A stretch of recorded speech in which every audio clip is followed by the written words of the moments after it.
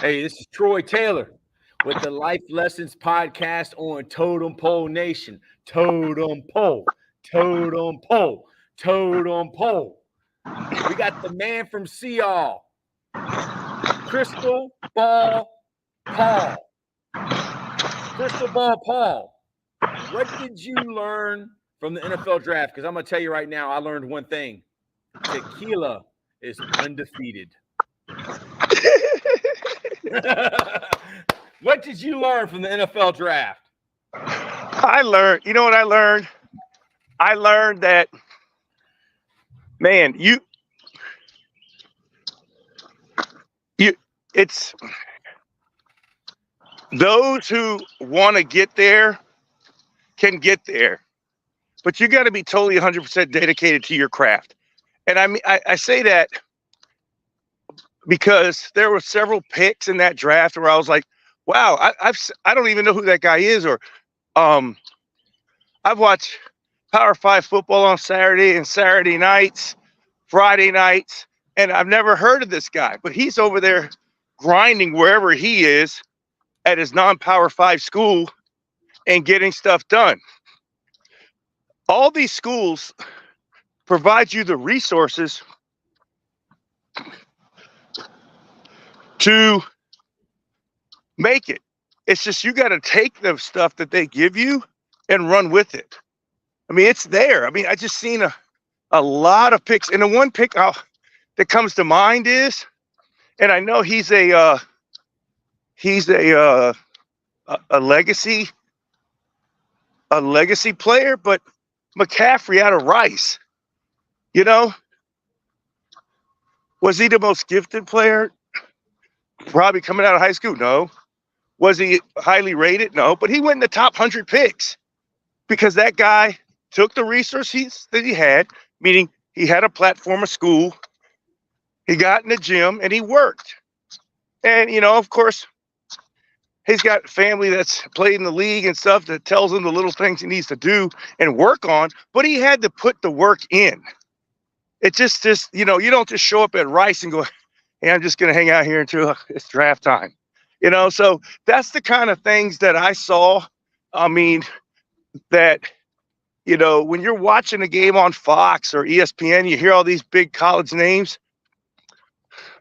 Some of them, I mean, a couple of guys like from Alabama didn't go to the 7th round. And I'm like, man, they played on the biggest stage possible. And they got guys from the MAC and Rice and stuff going in the top 100 picks, getting $1 million signing bonus.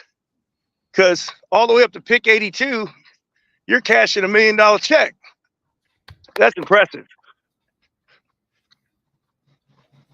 Yeah, so it also makes me think of, what school was it?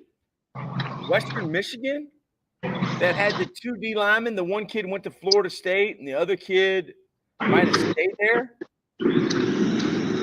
Or there was like a D lineman from Albany that had transferred to Florida State. I mean, like, dude, recruiting is not an exact science. No. And recruiting, when you base it off of a kid who's in 8th or 9th grade, you base everything off of 8th and 9th grade, maybe 10th grade. Some guys peak out in 9th and 10th grade. They never get any better. They never grow. They never get strong. Yeah. Well, so, you know, I was listening to the Pat McAfee show right when they came over to ESPN, and J.J. Watt was on there, and I couldn't believe what he said. And this is what a young high school guy was thinking. Okay, so when J.J. Watt, of course, got to, you know, was a good enough high school player, big enough high school player to go play at Wisconsin, the first thing he did, he said when he got there, is he watched the draft. And there was a defensive tackle from LSU. I can't recall the guy's name. It wasn't Booger McFarland. It was a guy similar to him. I think he played for Tampa, but he was a first-round pick. So if you go back and look at first-round picks for LSU defense tackle, you'll find who I'm talking about. But the point was, J.J. Watt, from the day he got to Wisconsin had the guys' combine numbers up on his wall in his room. And he was like, if I want to be a first round pick, I have to get to each one of these numbers while I'm here. And he did it. And he was a first round pick and he had a great NFL career. I mean, so he's a Hall of Famer. Yeah, and it's not, and again, that's, but it took work to get there because he had to probably, you know, extra stuff to get, because he had to fight to probably get some of the numbers because he just wasn't physically gifted to do it. So he had to work on it, probably like vertical jump or what have you. But he did it, and it can be done. But he picked out a guy, and he used his measurables, and in 4 years he was in the league. So, you know, sometimes it's again, I said this in the military once a day. Make it 5th grade level so everybody understands. And that's all he did. He cut and paste somebody's numbers and he chased them. And that's a technique because, you know, yeah, you got to play the games, but as you can see, a lot of this is predicated on numbers. And like you talked about recruiting, you know, it's even harder to do it for kids coming out of high school because they're not fully developed. So you're looking at the way someone throws or their 40 time or what have you. It's not an exact science, as you say. Yeah. So, you know, what did we learn from the NFL draft? Man, they'll go everywhere. They'll go anywhere. Yes. To find players. Because they, you know what they chase? Of course, they chase tape, but just as much as they chase tape, they chase numbers. Because if your numbers look like J.J. Watt, I'm going to pay you a visit. I'm sorry. I have to. Yeah, I mean, and I'm not talking about football numbers. I'm not talking about stats or whatever. I'm talking about measurables. 3-cone drill, 40 time, bench press, all that stuff. Those numbers will get my attention. And that's why, you know, some of these small school guys popped at their pro day and they're on their way. Yeah, and like I thought it was great having Nick Saban there. I wish they would have had Nick Saban and Bill Belichick at the table and have them, you know, talking about the players. And man, that would have been fascinating. But I mean, Nick Saban is already the greatest NFL draft analyzer of all time. I mean, it did not take him long. I mean, Gruden was not as good as him. Mel Kiper ain't as good as him. Sean McVay, what's his name? What's the kid from University of Richmond? Todd McShay. Todd McShay. I mean, Nick Saban is already the greatest of all time in the NFL draft. He knows everybody. Yes. He knows everybody because he either recruited them, coached against them, and he knows what they're looking for. That's why he had so many guys go to the NFL, first round picks that he coached. Morning, sir. I mean, he was amazing. He was amazing. Yeah, because when I heard one thing he said all weekend, and I'm like, well, that's spot on. He said that the Commanders pick in the 3rd round, Samerstill from Michigan, was pound for pound the best player in the draft. And I was like, yeah, the slot corner, 0. Man. And I think that there's some truth to that. And I think Samerstill is one of those guys that is going to pop more in the NFL, similar to like a honey badger.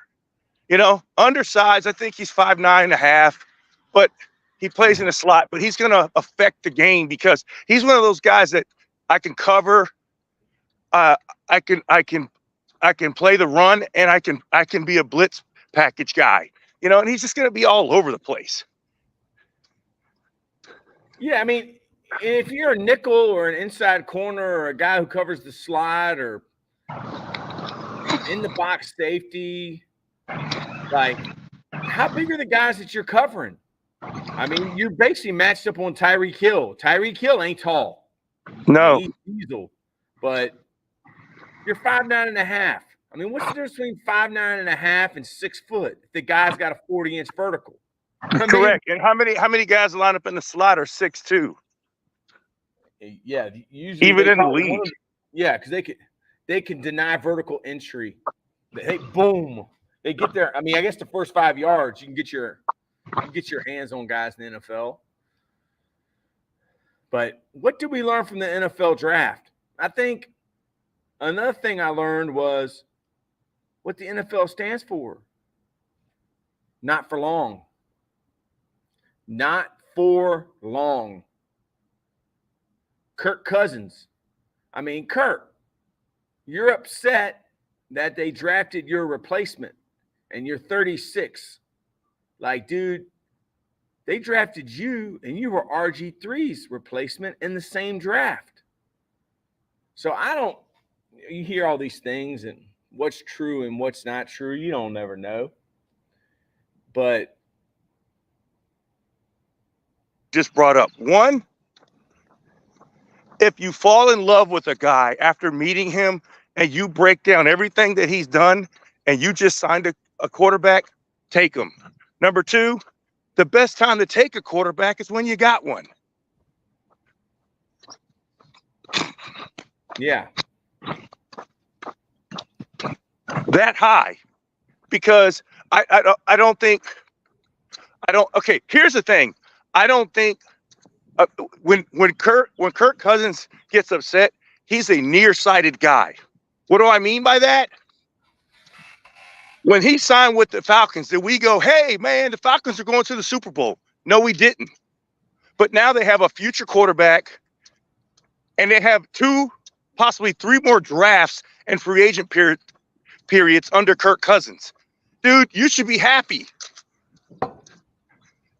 No player they took right there that wasn't a quarterback wasn't putting you in the Super Bowl. So what are you crying about?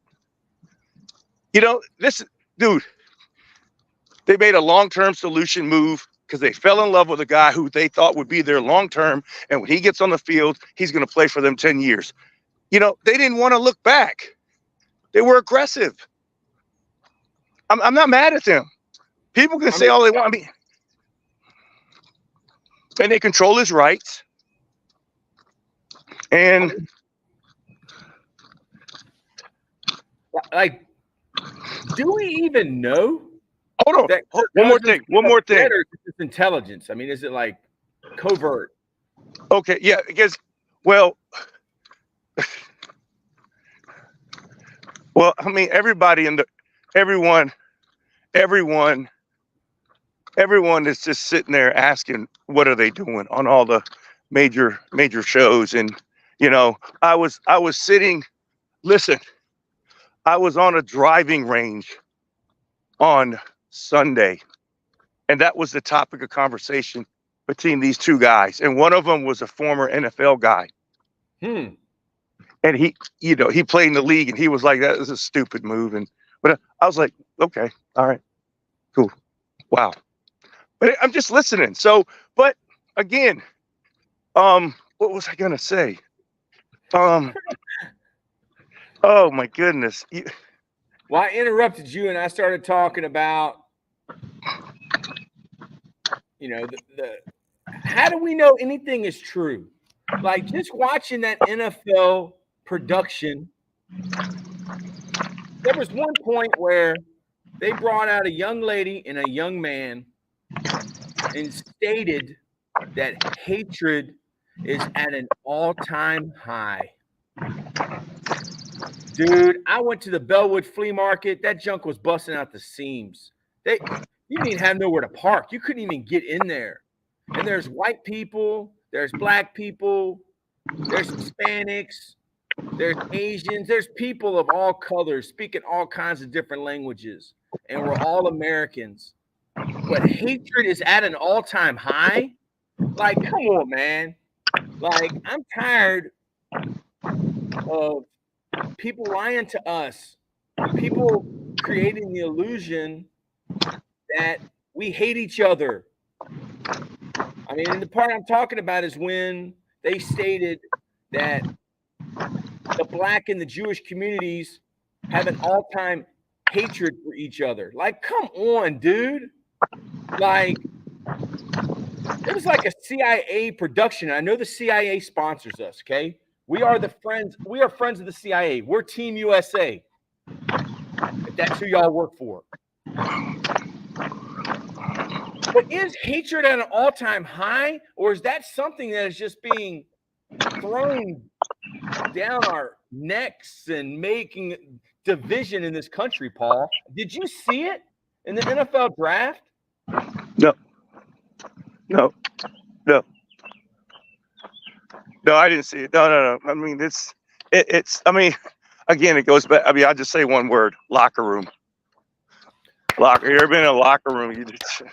That doesn't even apply. Army. That's why it's the ultimate team game. It's the ultimate team game. It's the ultimate preparatory game for life if you don't play long term. And what I was going to say before is this. Another reason I love the move is the last time I checked,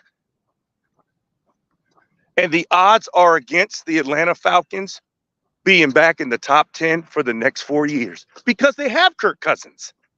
So take a leap of faith. Don't wait till Kirk Cousins is done and make the leap of faith, because now you have a rookie. Well, when he gets on the field, he's going to be a third or fourth year guy. And if he is a true first round pick in 3 or 4 years, he's going to look like Jordan Love. How's that? Is anyone complaining what they did with Jordan Love now that he played? No. Yeah. Just thinking about the Aaron Rodgers situation, the Brett Favre situation, where this has been done before. Dude, Kirk Cousins ain't Aaron Rodgers. He's more like Alex Smith. Like, correct. It's going to be a year or two, and then Kirk Cousins, you know what the NFL stands for. Not for long. Okay? So if you buy a house, which you probably will, like, you're going to be selling that house if Penix is who they think he is. Correct. And the names on the back of the jerseys change all the time, but the names on the side and the name on the front don't. And you're a character. You're a player. You're a player in the game. You're not running the game. The game's running you. And you play for who pays you. And Kirk Cousins, you've done a great job as a pro in this league. And that's why you've been given the opportunities. I mean, dude, RG3 has been done for a long time. Andrew Luck has been done for a long time. But you're still there. You're still on that train. Ain't that amazing? Yeah, and it's great as Luck was, or as great as RG was in that short span of time. Like you said, the name on the back.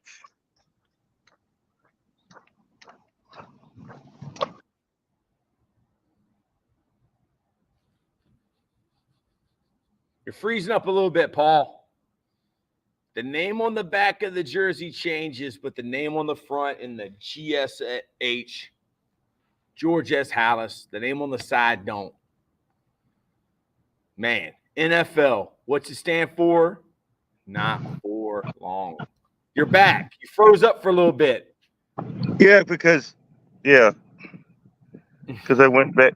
My screen's going away. All right, so you're absolutely right. And again, hold on.